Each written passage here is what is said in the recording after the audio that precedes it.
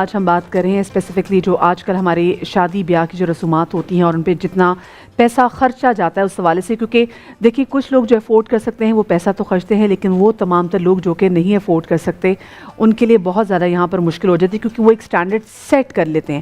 اس کے علاوہ ایک اور چیز، کیونکہ بہت ساری خواتین یہ بھی پوچھتی ہیں کہ کیونکہ ہم شادی کے حوالے سے بات کر رہے ہیں تو اکثر ایسا ہوتا ہے، میں چاہوں گی کہ علامہ صاحب اور جمیل بھائی آپا بھی ہماری رہنمائی کیجیے گا، کہ لڑکیوں کے اچھے بھر کی تلاش میں شادیاں لیٹ ہو جاتی ہیں، اور اس کی ریزن یہ ہوتی ہے کہ جو لڑکی اچھی پڑھی لکھی ہوگی، اسپیسیفکلی اگر آپ سادات میں اس میں بات بھی کریں تو اس میں ہوگا کہ چلیں اچھی لڑکی پڑھی لکھی ہے، اس نے LLB کیا ہوا ہے، وہ ڈاکٹر کی، تو اس کی بھی خواہش ہوگی کہ لڑکا اچھا پڑھا لکھا ہو، لیکن اگر ان کو ویسا بر نہ ملے، اتنا پڑھا لکھا نہ ملے، تو پھر ہوتا ہے کہ وہ لڑکیاں کی شادی لیٹ ہو جاتی ہے اور پھر ٹائم نکل جاتا ہے۔ تو اس حوالے سے پہلے میں چاہوں گی جمیل بھائی آپ نہیں رائے دیجیے گا، علامہ صاحب کے پاس بھی آؤں گی۔ مدیہ، یہاں پر اسلام کی تعلیم، یہ آقا کریم علیہ الصلوۃ والتسلیم نے فرمایا 4 چیزوں کی وجہ سے کسی خاتون سے شادی کی جاتی ہے: اس کا حسن یا جمال ہو، اس کا مال یا دولت ہو، اس کا حسب و نسب ہو، یا اس کی دینداری ہو۔ رسول مکرم صلی اللہ علیہ وسلم نے فرمایا تمہیں فوقیت دینداری کو دینا چاہیے کہ وہ دین کے لحاظ سے کیسی ہے، وہ با پردہ ہے، با حیا ہے، اس کی عصمت ہے، اس کے ادب ہے، اخلاق ہے، اٹھنا بیٹھنا کیا ہے۔ پچھلے زمانوں میں یہی دیکھا جاتا ہے کہ شریف کتنے ہیں، بالکل بالکل۔ تو میں سمجھتا ہوں کہ اگر کوئی دیندار اور شریف النفس ہے تو اس سے ضرور شادی کرنا چاہیے۔ اور اسی طرح بعض ہماری بچیاں ہیں، اور آج کل پہلے تو پتہ تھا جہیز کتنا لائے گی، اب یہ بھی پوچھتے ہیں کہ یہ کتنا پڑھ کر آئی ہے اور کتنا کمائے گی، کما کر کتنا ہمیں دے گی، لہٰذا اب یہ بھی آ گیا۔ تو بچیوں کا پڑھنا بھی ان کے لیے رحمت بھی ہے اور زحمت بھی بعض اوقات، ٹھیک ہے نا۔ تو بچیاں جو پڑھ کر آتی ہیں تو اب اس کی تعلیم بھی دیکھی جاتی ہے، پہلے قد کاٹ ناک نقشہ تھا، اب تعلیم بھی ہے، حسب و نسب بھی ہے، جہیز کتنا لائے گی۔ تو ڈے بائی ڈے ہم اپنی زندگیوں کو اپنے ہاتھوں سے مشکل بناتے جا رہے ہیں۔ اسلام نے تو بڑی آسان اور سہل زندگی ہم عطا کی ہے، اسلام جو ہے پریکٹیکل ریلیجن ہے، لیکن ہاں کفو کے معاملات ضرور ہیں۔ جیسا سید ہے تو ظاہر ہے وہ سید ہی کو چاہے گا، اور میں سمجھتا ہوں رسول اللہ صلی اللہ علیہ وسلم کو اللہ نے انا اعطیناک الکوثر کی کثرت عطا فرمائی ہے، جگہ جگہ پر سادات کرام موجود ہیں، لہذا ان کی شادیوں کے اندر اس بنیاد پر میں سمجھتا ہوں کہ مشکلات نہیں آنی چاہیے اور نہیں آتی ہوں گی۔ لیکن باقاعدہ اب ایسا بھی نہیں ہو سکتا نا کہ کراچی والی بچی ہے وہ کسی دیہات میں جائے۔ جی ہاں جی، یہ بھی دیکھنا چاہیے، یہی تو بات ہے۔ اچھا جی، سمینہ ہمارے ساتھ کال اس وقت لندن۔ السلام علیکم جی۔ السلام علیکم جی سمینہ صاحب، سمینہ بیٹ بات کر رہی ہوں لندن سے۔ جی جی جی احسن بھائی اور مدیہ، آپ کا پروگرام بہت اچھا ہے، بہت زبردست پروگرام آپ لوگ کرتے ہیں، میں بہت شوق سے دیکھتی ہوں۔ اچھا، مجھے علماء سے یہ بات کرنی تھی کہ دیکھیں شادی تو ماں باپ اتنا خرچہ کر کے کرتے ہیں، ساری بچیوں کے اتنے خرچے کر کے شادی کرتے ہیں، مگر یہ کہ شادی جو ہے نا سمجھ میں نہیں آتا ہے کہ شادی کر دیتے ہیں ماں باپ اتنا خرچہ کر کے، مگر جو ہے نا میرے ہسبینڈ کے ساتھ، مطلب میرے ساتھ ایک پرابلم ہے، میں شیئر کرنا نہیں چاہ رہی تھی مگر میں شیئر کر رہی ہوں کہ میرے ہسبینڈ اپنی بھتیجی کے ساتھ انوالو ہیں، اور ماں باپ دیکھیں اتنی خرچہ کر کے شادی تو کرتے ہیں، پر میں کیا بتاؤں میرے ہسبینڈ اتنے زیادہ مطلب انوالو ہیں ان سے، اور میں ان سب چیز ان کے جانتی ہوں کہ ان کے کیسے جی میری بہن، بہت ایک عجیب سوسائٹی میں تو آج کل ہم بہت عجیب عجیب باتیں سنتے بھی ہیں، اور یہ بہت ہی ایک خوفناک بات سن کے اگر ہم اتنی تکلیف میں ہیں تو کیونکہ اللہ تعالیٰ نے جو پاک رشتے بنائے، کیا کہیں گے آپ علامہ صاحب اس بات پہ؟ بسم اللہ الرحمن الرحیم۔ دیکھیے، ہم جو جس گفتگو کے سراؤنڈنگ میں ہم بات کر رہے تھے، اس کے جو اثرات تھے نا، اس کے جو ایفیکٹس ہیں، اس میں سے ایک یہ جی جی جو ابھی ہم شادی کے حوالے سے باتیں کر رہے تھے، اس میں سے ایک جو اس کا منفی اثر نکل کر آتا ہے وہ یہ ہے۔ آج ہم نے شادی کو دیکھیے، آج ہوتا کیا ہے، میں بڑا کھل کے ایک بات کہوں گا، اس لیے کہ اگر یہاں لگی لپٹی بات ہوئی تو کہاں ہوگی۔ آج دلہن جب آتی ہے تو اس کا دولہا جس سے اس کا عقد ہونا ہے، اس سے پہلے اسے کیمرہ مین، فوٹوگرافر، وہ اس کے پوز بنوا کے اس کی تصویریں کھنچوا رہے ہیں، باقاعدہ 2 گھنٹہ پہلے پہنچایا جاتا ہے تاکہ فوٹوگرافر اس کی تصویریں بنائے۔ میں تصویریں کھنچانے کو منع نہیں کر رہا، کیا یہ ممکن نہیں کہ کوئی لیڈی فوٹوگرافر ہو؟ آج کل ایسا ہونے لگا ہے، بہت اچھی بات۔ آپ یادگار محفوظ کرنا چاہتے کریں، لیکن خدا نہ ایک حلال رشتے کی ابتدا میں آپ شروع میں ہی مجھے بتائیے نامحرم کو محرم کو چھونا جائز کیسے ہو جائے گا؟ اب آپ لاکھ شریعت نے اس پہلے دروازے کو ہی بند کر دیا ہے، آپ کو اجازت ہی۔ نمبر 1۔ دوسری بات یہ ہوا، دیکھیے ہم نے اس معاشرے کے اندر اس کو اتنا مشکل بنایا، جتنی باتیں ہم نے کی، دیکھیے ہم بینکوٹس ہیں، بینکوٹس ٹھیک ہے، اگر آپ 1000 لوگ بلانا چاہ رہے ہیں تو ظاہر سی بات ہے 1000 گھر کی چھت پہ تو نہیں آئیں گے، آپ کریں بینکوٹ، ہمیں بینکوٹ سے کوئی ایشو نہیں ہے، لیکن وہاں جو نظام آپ نے بنایا ہوا ہے، آج مکس گیدرنگ بہت عام سی بات ہے. سورۃ النور میں اللہ سبحانہ و تعالیٰ نے صاف فرمایا ہے مومن مرد عورتیں اپنی نگاہوں کو نیچے رکھیں. لیکن آپ مجھے بتائیے مکس گیدرنگ میں جب خواتین اپنے میک اپ کے ساتھ لباس کے ساتھ گئی ہیں، کیسے ممکن ہے کہ نامحرم مرد کی نگاہ نہیں اٹھے گی؟ اور روایت میں جملہ موجود ہے شیطان کے حملوں میں سے پہلا حملہ صرف یہ ہے کہ وہ نامحرم پہ نگاہ پڑواتا ہے، باقی کام پہ سارا خود بخود ہو جاتا ہے. آپ کیا کہیں گے؟ بیچاری ہماری کالر جو ہیں بڑا مجھے افسوس ہوا. رشتوں کا تقدس نہ ہونا تو بے حیائی اور میں کہتی ہوں فحاشی کی انتہا ہے.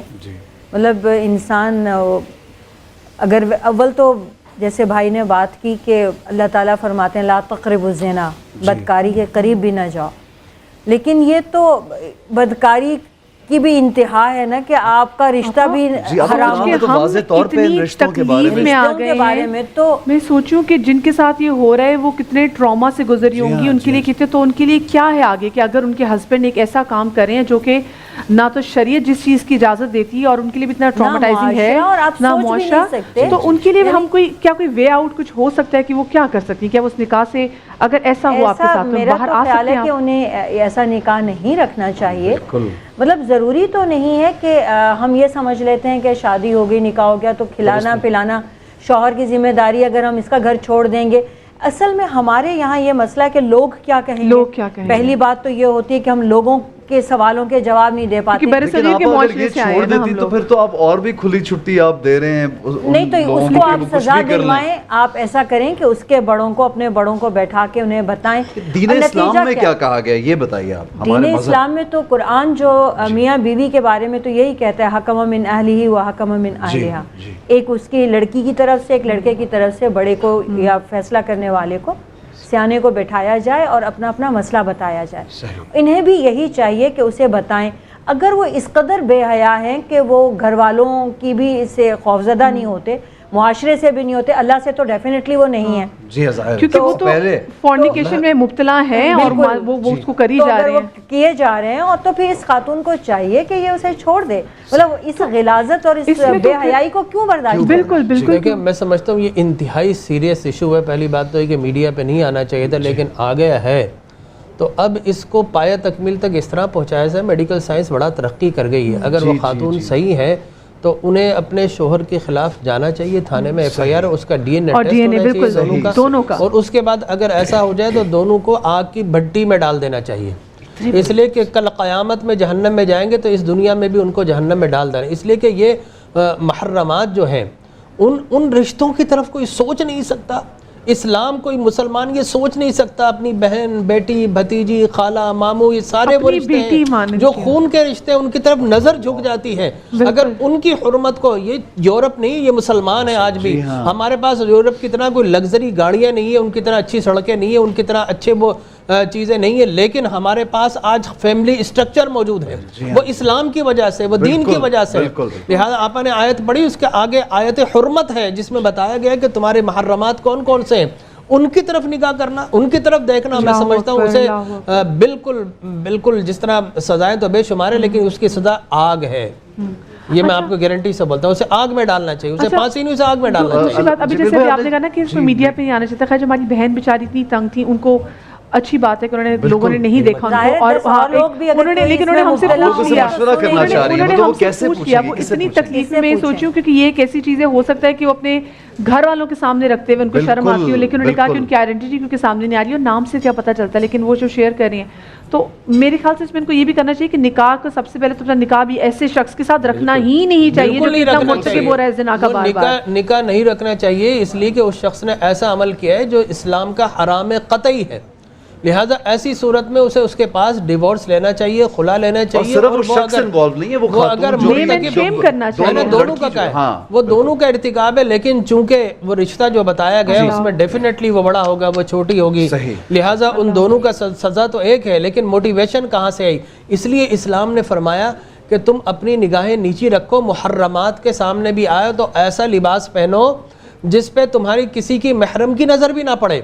لہٰذا ہم نے اسلام کی کب مانی؟ ہم اسلام کو مانا ہے، ہم نے اسلام کی نہیں مانی. اسلام کی مانے تو آپ یقین جانیے گھر تو کجا آپ اگر کسی شہر میں بھی جائیں تو کسی مرد کی ہمت نہیں کہ وہ نظر اٹھا کر آپ دیکھیں، لیکن اگر ہمارے خواتین ایسا لباس پہنے اور اس طریقے سے نکلے تو پھر ظاہر ہے کہ یہ فتنے اور لیکن فساد وہاں کی پہ علامت ہے۔ علامہ صاحب وہاں پہ یہ بات بھی تو ہوتی ہے نا کہ بندوں کی بھی تو آنکھوں کے پردے کا ذکر بار بار، عورت کو ہم حیا کا درس دے رہے ہیں تو وہ آدمی پہ بھی تو پردہ، اس کا بھی پردہ ہے، دیکھیں حیا کے معاملے میں، پردے کے معاملے میں عورت ہے، ٹھیک ہے نا، اور چوری کے معاملے والسارق والسارقات اللہ تبارک و تعالی نے مرد کا ذکر ہے، مرد چوری سے، لہٰذا وہ چیز ہے۔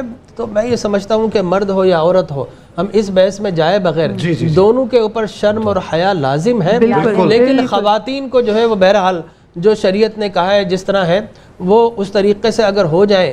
اور دیکھیں معاشرے کے اندر سارے حسن بھائی آپ کی طرح نہیں ہوتے، ہماری طرح نہیں ہوتے، ہم یہ کوشش کرتے ہیں کہ ہم اپنی عصمت اور حیا اس کو برقرار رکھیں۔ کچھ لوگ ایسے بھی ہوتے ہیں کہ جو اور پھر نیٹ کے اوپر جانے کے بعد آپ یہ دیکھیں کہ اتنی غلیظ چیزیں دستیاب ہیں، لہٰذا وہ بچہ جو کہ 12 سال کے اندر پیوبک ایج پر پہنچتا تھا آج وہ 9 اور 10 سال میں پیوبرٹی پر پہنچ جاتا ہے، لہٰذا ایسی صورت کے اندر اتنی خرافات وہ دیکھ رہا ہوتا ہے، لہٰذا اب وہ چیزیں میں آپ کو کیا بتاؤں، مجھے ایک صاحب بتا رہے تھے صاحب میڈیا پہ جاؤ تو وہاں پر جناب باقاعدہ ہیڈنگز لگی ہوتی ہے کہ جناب باپ اور بیٹا، ماں اور بیٹا، اور یہ اور وہ اس ٹائپ کی چیزیں، تو ایسی چیز وہ دیکھ کر ہمارے ذہنوں کو، بچوں کو پراگندہ کیا جا رہا ہے۔ تو میں یہ سمجھتا ہوں ان سب چیزوں کو روکنا ہم سب کی، والدین کی بھی ذمہ داری ہے، گھر کے بڑوں کی بھی ذمہ داری ہے، اور پھر ماؤں کی ذمہ داری ہے بچوں کی تربیت کرے۔ بیٹا تمہارا باپ آئے اس سے پہلے آنے کا وقت ہو گیا ہے، اپنے سر پر دوپٹہ اوڑھ لو، لباس درست کر لو، باپ کے سامنے حیا۔ آپ یقین جانیے ہمارے گھروں میں یہ ہوتا ہے، ہوتا رہا ہے، لیکن اب آہستہ آہستہ جا رہا ہو۔ میں سمجھتا ہوں کہ جو بیویاں ہوتی تھی جب سسر آ رہا ہے تو وہ اپنی اوڑھنیاں جو ہے ذرا اس طرح کر لیا کرتی تھی، ٹھیک ہے نا، ان کا احترام ہوا کرتا تھا۔ تو یہ وہ احترام ہے جسے آج ہم نے فراموش کر دیا۔ باپ آ رہا ہے تو بیٹیاں لیٹی ہوئی ہیں سامنے، اس کے سامنے بے ادبی بھی ہے، اور ظاہر ہے کہ باپ کے سامنے یہ تو نہیں کہا گیا کہ تم اپنے لباس کو درست نہ کرو اور ویسے ہی رہو۔ تو میں یہ سمجھتا ہوں یہ سارے محرمات کے رشتے ہیں، یہ ہماری اسلامی عظمت کو اجاگر کرنے کے اگر ہم نے یہاں پر ہی نقب لگا دی، اور یہ چیزیں دیکھیں ہم نے مغرب کی ساری چیزیں سیکھ لی ہے، ٹھیک ہے نا، ہم نے ان کا ہیپی نیو ایئر بھی منانا ہے، ہم نے ویلنٹائن بھی منانا ہے، ہمیں سب کچھ کرنا ہے۔ میں کہتا ہوں مغرب سے سیکھنا ہے تو علم سیکھو، تعلیم سیکھو، فن سیکھو، ہنر سیکھو۔ الحکمت ضالۃ المؤمن فحیث وجد بہا، حضور نے فرمایا حکمت مومن کا سرمایہ ہے، جہاں سے ملے اس کو لے لو، لیکن کیا ہم نے خرافات وہاں سے لینی ہے؟ خدا کے لیے سنبھلیے، اس سے پہلے کہ اللہ کا عذاب نازل ہو۔